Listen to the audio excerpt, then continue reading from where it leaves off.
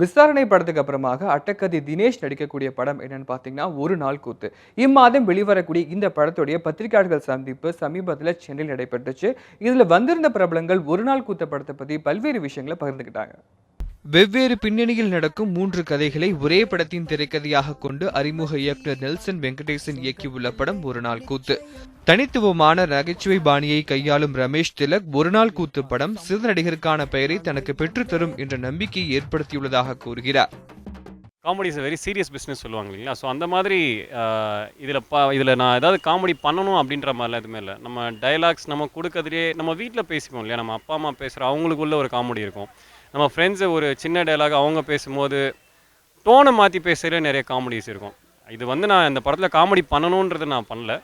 அதை நம்ம avoid பண்ணிட்டாலே audience நம்ம சீரியஸாக சிலதெல்லாம் பண்ணுறதை பார்த்து ஆடியன்ஸ் சிரிச்சிடுவாங்கல்ல, அதுவே நமக்கு ஒரு ப்ளஸ் தானே. தமிழ் சினிமா ரசிகர்களுக்கு புதிய அனுபவத்தை தரவுள்ள இந்த படம் இதுவரையில் வெளியான தனது படங்களில் இருந்து தனித்து வெளிப்படும் என்று கூறுகிறார் நாயகி மியா ஜார்ஜ். இதுவரைக்கும் ரிலீஸ் ஆன படங்கள்லேருந்து கொஞ்சம் டிஃப்ரென்ஸ் இருக்குது. இந்த கேரக்டர் எனக்கு கிடைச்ச கேரக்டர் இதில் கேரக்டர் நேம் லக்ஷ்மி ஒரு டிண்டிகல் இருக்கிற ஒரு பொண்ணு, ஒரு village kind of village girl only.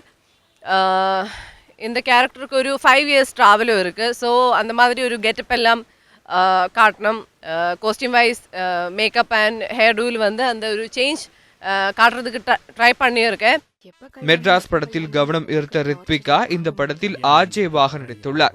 நிஜ வாழ்க்கையிலும் ஆர்ஜேவாக உள்ள ரமேஷ் திலக் ஒரு நாள் கூத்து படத்திற்கு தனக்கு உறுதுணையாக இருந்ததாக ரித்விகா கூறுகிறார். ரமேஷ் பார்த்தீங்கன்னா நிஜமாலே அவர் ஆர்ஜே அவர் கூட நடிக்கும்போது கொஞ்சம் பயந்தேன் நான். ஏன்னா ஆர்ஜே அவர் நிறைய ஸ்டுடியோக்குள்ளே நடக்கிற சீன்ஸ்லாம் நிறைய இருக்குது. ஸோ அவர் கூட நடிக்கும்போது கொஞ்சம் பயந்தேன். ஆனால் எனக்கு ட்ரைனிங்லாம் கொடுத்து கொஞ்சம் சரி பண்ணிட்டாங்க. ரஜினியின் கபாலி படத்தில் முக்கிய கதாபாத்திரத்தில் நடித்து வரும் ரித்விகா அப்படம் குறித்து பேசுவதற்கு மறுத்துவிட்டார். அதான் எல்லாருமே ரஜினி சார் கூட நடிக்கிறோம்.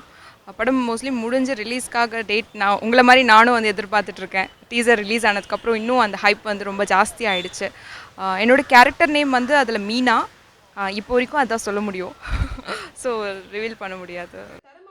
ஏற்கனவே தமிழக ரசிகர்களிடம் படத்தின் பாடல்கள் நல்ல வரவேற்பை பெற்றுள்ள நிலையில் ஒரு நாள் கூத்து படமும் நல்ல வரவேற்பை பெறும் என படக்குழுவினர் நம்பிக்கை தெரிவித்துள்ளனர்.